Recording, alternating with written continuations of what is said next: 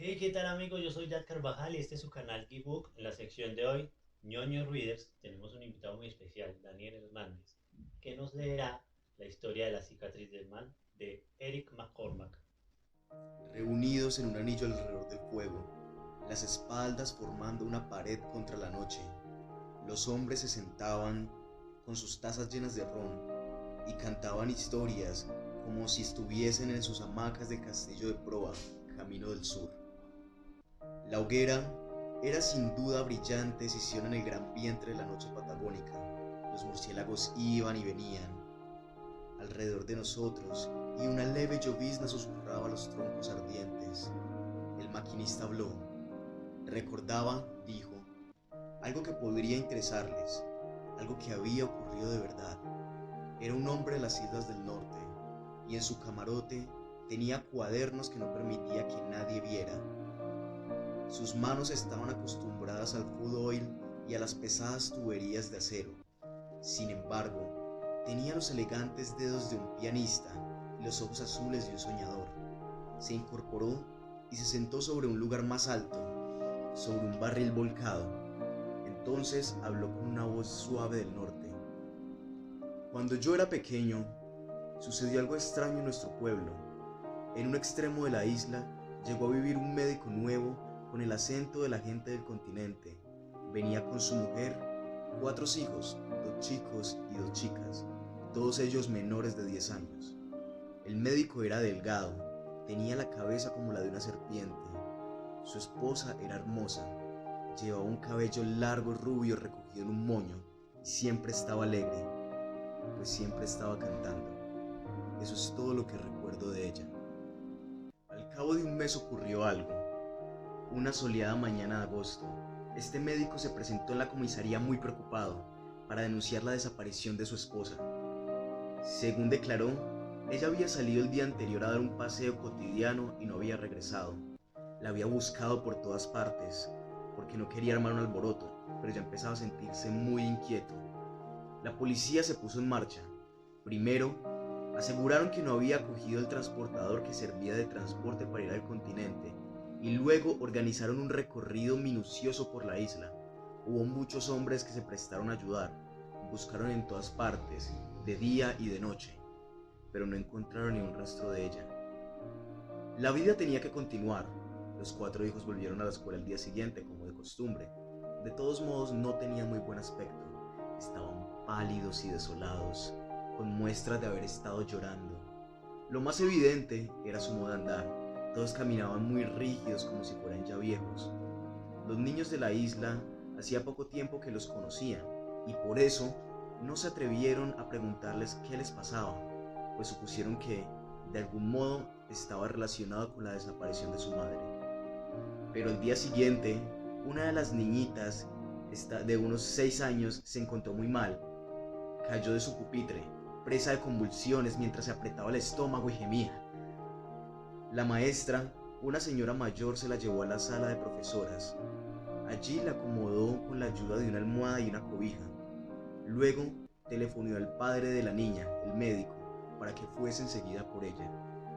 Pero la niña seguía quejándose. Entonces la maestra intentó convencerla para que le mostrara dónde le dolía. Al principio la niña no quiso, decía solo que le dolía, pero vio que la maestra deseaba ayudarla y por eso empezó a desabrocharse el vestido. En ese preciso momento, un automóvil se detuvo afuera y el padre de la niña entró apresurado en la sala de profesores gritando ¡No! ¡No!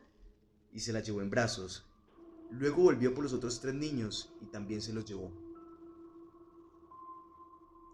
A la maestra todo esto le pareció muy extraño, así que de inmediato llamó a la policía.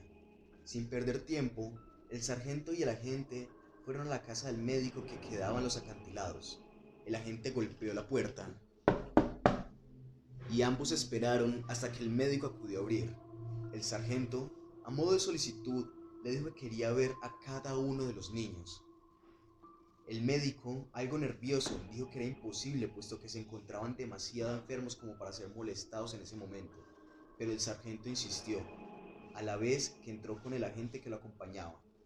Los niños estaban en la cama, en una gran habitación en el lado de la casa que daba al océano, y era evidente que estaban enfermos.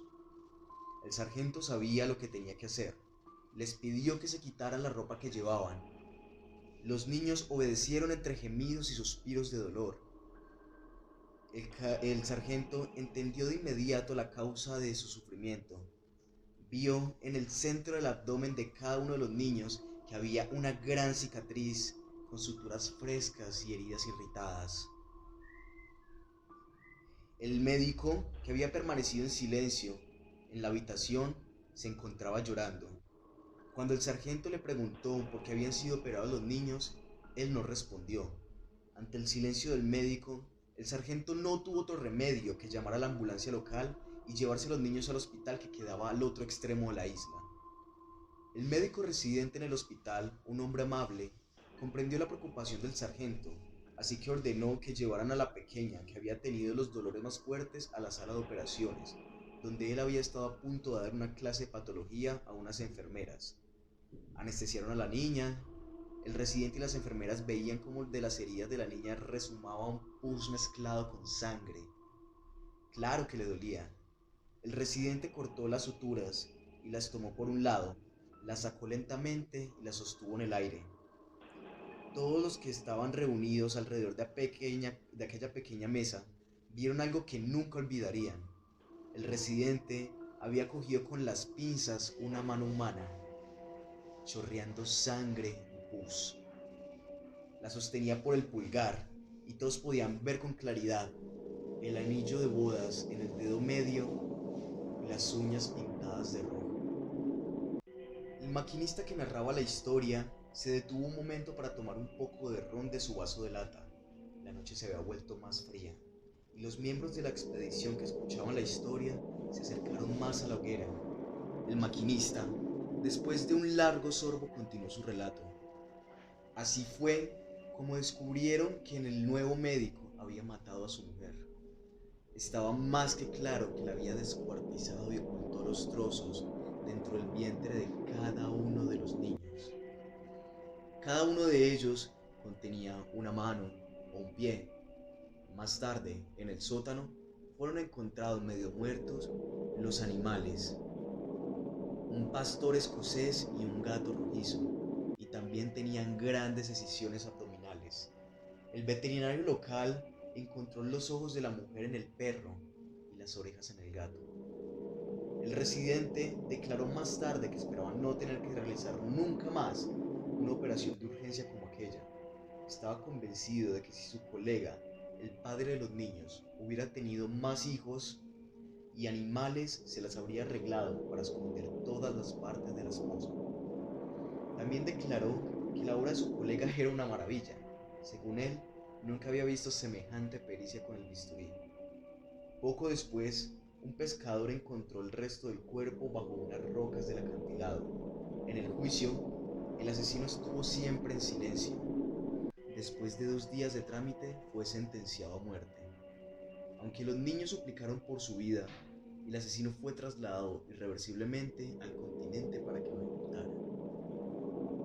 El maquinista había terminado con su relato. De pronto, un miembro de la tripulación, un londinense de pelo largo, dijo: "No le creo una sola palabra. Todo eso no es más que un cuento para niños. ¿Cómo es que un cuerpo humano puede servir para ocultar los miembros de un cuerpo humano?". Muchos de los que estaban sentados alrededor del fuego empezaron a reír de alivio, sobre todo ante el pensamiento de que aquella historia no era más que una broma. La llovizna silbaba ahora en el fuego un poco más fuerte, como si la madera quisiera discutir el tema. Los murciélagos se acercaban y se alejaban. El maquinista se bajó lentamente del barril. Permaneció de pie por un momento y, un poco disgustado, intentó irse para su tienda, pero en vez de eso, se volvió con lentitud, desabrochó el impermeable que llevaba puesto y dejó ver la camisa blanca que tenía en los pantalones negros de oficial. Se sacó la parte delantera de la camisa, la levantó a la altura del mentón y enseñó el diafragma, justo encima de la cintura. Todos pudieron ver una larga cicatriz longitudinal y unas estrías blancas de una veintena de centímetros que recorrían la piel pálida norteña. Los hombres enmudecieron. El maquinista metió con cuidado la camisa dentro de sus pantalones, cerró el impermeable, se dio vuelta y se alejó en la oscuridad. Que pueden seguir a nuestro amigo Daniel Hernández en sus redes sociales, en la parte de abajo. Yo soy Yad Carvajal y nos vemos en una próxima.